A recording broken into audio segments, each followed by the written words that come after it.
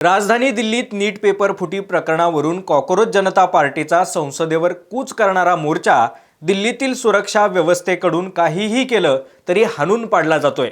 शिक्षण मंत्री असलेल्या धर्मेंद्र प्रधान यांच्या राजीनाम्याची मागणी करणारा हा मोर्चा निघत असताना दिल्लीत सगळीकडे आणि सर्वच रस्त्यांवरती तरुणांचा मोठा जनसमुदाय पाहायला मिळतोय। गेल्या महिनाभरापासून दिल्लीच्या जंतर मंतर मैदानावर हे आंदोलन सुरू असताना अगदी सुरुवातीपासून प्रधान यांच्या राजीनाम्यासाठी तरुणांनी सरकारला अडचणीत आणलंय।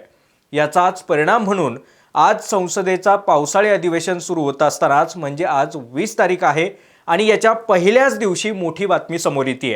ती बातमी म्हणजे एवढ्या दिवस सरकारकडून धर्मेंद्र प्रधान यांच्या संदर्भामध्ये कोणतीही भूमिका समोर आली नसताना आज अचानक धर्मेंद्र प्रधान यांनी संसदेमध्ये गृहमंत्री अमित शहांची भेट घेतली आहे। त्यामुळे सध्या दिल्लीमध्ये वेगवान हालचाली घडत असून धर्मेंद्र प्रधान हे केंद्रीय शिक्षण मंत्रिपदाचा राजीनामा देणार असल्याच्या शक्यता वर्तवल्या जात आहेत। याच मुद्द्यावरून आता समाजवादी पक्षाचे प्रमुख आणि अध्यक्ष असलेले अखिलेश यादव यांनी देखील मोठं वक्तव्य केल्यानं दिल्लीतील घडामोडींच्या चर्चांना वेग आलाय। कारण आपण जर नीट लक्षात घेतलं तर गेल्या महिनाभरापासून कॉकरोच जनता पार्टीचं जे आंदोलन सुरू आहे त्या आंदोलनाची आणि एकूणच देशातील जनतेची मुख्य मागणी हीच आहे की केंद्रीय शिक्षण मंत्री असलेले धर्मेंद्र प्रधान यांनी राजीनामा द्यावा।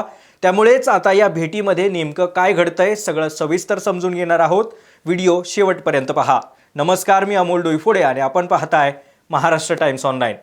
तर दिल्लीच्या राजकारणातील अत्यंत महत्त्वाची अशी कॉकरोच जनता पार्टीच्या संसदेच्या दिशेने जाणारा मोर्चा सुरू असतानाच शिक्षण मंत्री धर्मेंद्र प्रधान हे गृहमंत्री अमित शहांच्या भेटीला पोहोचले। त्यामुळे संसदेतील कामकाज सुरू होत असतानाच पहिल्याच दिवशी प्रधान केंद्रीय शिक्षण मंत्रिपदाचा राजीनामा देणार का असा सवाल उपस्थित झालाय। आपल्या सर्वांना माहिती आहे की जवळपास एका महिन्यापासून अभिजीत दीपके यांच्या नेतृत्वामध्ये कॉकरोच जनता पार्टी हे दिल्लीच्या जंतर मंतर मैदानावरती आंदोलन करते। 2 जूनला प्रसिद्ध शिक्षण तज्ञ आणि पर्यावरणवादी कार्यकर्ते असलेले सोनम वांगचुक यांनी देखील या आंदोलनाला पाठिंबा देत आंदोलकांना देशभक्त असल्याचं म्हटलं होतं। त्यानंतर वांगचुक यांनी स्वतः 6 जूनला या आंदोलनामध्ये सहभाग घेतला। त्यानंतर 20 जूनला कॉकरोच जनता पार्टीचं आंदोलन सुरू झालं, ज्यात वांगचुक यांनी थेट भूमिका घेत सरकार विरोधामध्ये मैदानात उतरले। याच वेळी कॉकरोच जनता पार्टीच्या व्यासपीठावरून सोनम वांगचुक यांनी सरकारकडे 2 महत्त्वाच्या मुख्य मागण्या केल्या होत्या। त्यांची पहिली मागणी अशी होती की नीट पेपर फुटी प्रकरणामध्ये केंद्रीय शिक्षण मंत्री धर्मेंद्र प्रधान यांचा राजीनामा आणि दुसरी म्हणजे लडाखला राज्याचा दर्जा द्यावा आणि 6व्या परिशिष्टामध्ये त्याचा समावेश करावा। त्यासाठी त्यांनी केंद्र सरकारला 27 जूनपर्यंतचा काही वेळही दिला होता। महत्त्वाची बाब म्हणजे यातली एक मागणी जरी पूर्ण झाली तर आपण उपोषण संपवू असंही वांगचुक म्हणाले होते, परंतु केंद्र सरकारनं कोणताच प्रतिसाद दिला नाही। त्यामुळे वांगचुक यांनी 28 जूनपासून बेमुदत उपोषणाला सुरुवात केली। त्यांच्याबरोबर इतरही काही विद्यार्थी उपोषणाला बसले होते, ज्यांचं उपोषण आता सोडवण्यात आलंय। या दरम्यान दिवसेंदिवस सरकारने त्यांच्या मागण्यांना काही गंभीररित्या घेतलं नाही आणि आंदोलन अधिक तीव्र झालं। आज 20 जूनच्या पावसाळी अधिवेशनाआधीच उपोषणाचा तब्बल 21वा दिवस सुरू असतानाच दिल्ली पोलिसांनी गर्दी कमी असल्याचा डाव साधत वांगचुक यांना तेथून उचलून थेट रुग्णालयात भरती केलं। मात्र इथे देखील त्यांच्या उपोषणाचा आजचा 23वा दिवस सुरूच आहे। आज पावसाळी अधिवेशनाला सुरुवात होणार त्याआधीच जेव्हा विरोधी पक्षातील खासदारांनी आपली भूमिका मांडली त्यावरून हे पावसाळी अधिवेशन वादळी ठरण्याची शक्यता आहे असंच दिसून येत होतं। कारण अयोध्येतील राम मंदिरमधील दानचोरी प्रकरण, नीट पेपर फुटी प्रकरण, इथेनॉलचा मुद्दा, सरकार पुन्हा नव्यानं डिलिमिटेशनचा प्रस्ताव आणणार असल्याच्या चर्चा, पश्चिम बंगालमध्ये विधानसभेच्या निवडणुका पार पडल्यानंतर फुटलेला गट, त्यांना मिळालेली मान्यता, यासोबतच महाराष्ट्रातही उद्धव ठाकरेंच्या बंडखोर खासदारांना लोकसभा अध्यक्ष ओम बिर्ला यांच्याकडून मिळालेली अधिकृत मान्यता म्हणजेच मोहर हेच दर्शवते की या अधिवेशनामध्ये दोन्ही सभागृहात राजकीय वातावरण चांगलंच तापलेलं असणार आहे। त्याचीच एक झलक म्हणून आज पहिल्याच दिवशी जेव्हा लोकसभेचं कामकाज सुरू झालं तेव्हा विरोधकांनी सरकारला चांगलंच घेरलं।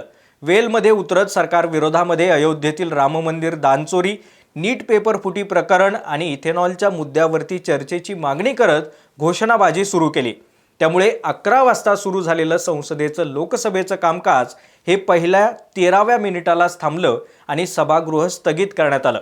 दरम्यान या सगळ्या मुद्द्यांवरून आता सरकारला हे अधिवेशन जड जाणार की काय अशी चर्चा दिल्लीत सुरू असतानाच केंद्रीय शिक्षण मंत्री असलेल्या धर्मेंद्र प्रधान यांनी गृहमंत्री अमित शहांची भेट घेतली आहे। त्यामुळे विद्यार्थ्यांच्या एवढ्या मोठ्या संघर्षानंतर प्रधान राजीनामा देणार की त्यांचा सरकार म्हणून मोदींकडून राजीनामा घेतला जाणार ही शक्यता वर्तवली जाते। अमित शहा यांच्या शिक्षण मंत्री धर्मेंद्र प्रधान यांच्याशी झालेल्या भेटीच्या पार्श्वभूमीवरती जेव्हा समाजवादी पार्टीचे प्रमुख असलेले अखिलेश यादव यांना पत्रकारांनी प्रश्न विचारला तेव्हा त्यांनी एक मोठा दावा केलाय। कारण या दाव्यामुळे आता दिल्लीच्या राजकारणामध्ये मोठ्या हालचाली होत आहेत। हा दावा कोणता? तर गृहमंत्री अमित शहा आणि धर्मेंद्र प्रधान यांच्यात बैठक होत असतानाच विद्यार्थ्यांवर झालेल्या लाठीचार्जबाबत जर थोडीही संवेदनशीलता असती तर पहिल्याच दिवशी चर्चा झाली असती। लाठीचार्ज करणं दुर्दैवी आहे आणि विद्यार्थ्यांची मागणी न्याय्य आहे असं मत त्यांनी व्यक्त केलंय। सोबतच प्रधान यांच्या राजीनाम्यावरून जर एखाद्या मंत्र्याचं विभाग बदलले गेले तर सरकारलाच त्याचा फायदा होईल। एखादा मंत्री दीर्घकाळ एकाच विभागात राहिला तर तो काम करत नाही, इतर मार्ग शोधत राहतो असं म्हणत त्यांनी मोठं वक्तव्य केलंय। त्यामुळेच आता प्रधान यांचा राजीनामा घेतला जाणार की त्यांचं केवळ खातं बदललं जाणार हे पाहणं महत्त्वाचं ठरणार आहे। यासोबतच हे सरकार अहंकारी आहे।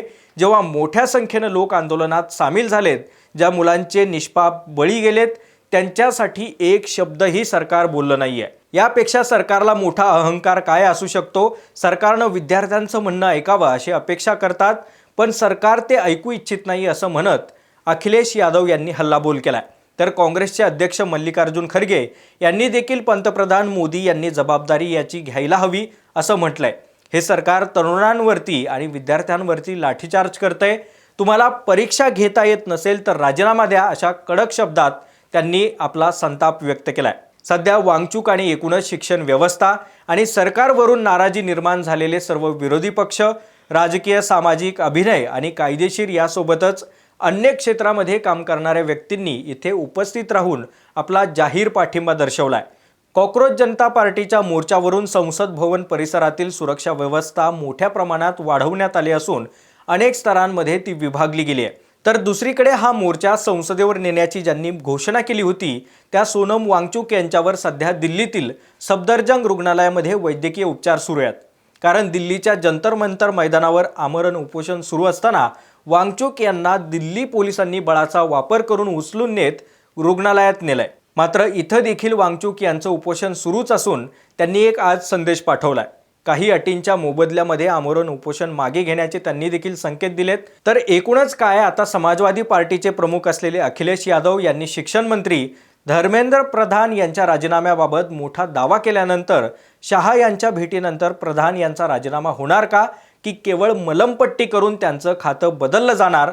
याबद्दल तुम्हाला काय वाटतंय? तुमच्या काय भावना आहेत? आम्हाला कमेंट करून नक्की सांगा। व्हिडिओ आवडला असेल तर जास्तीत जास्त लाईक आणि शेअर करा। सोबतच आमच्या महाराष्ट्र टाइम्सच्या यूट्यूब चॅनलला सबस्क्राईब करा।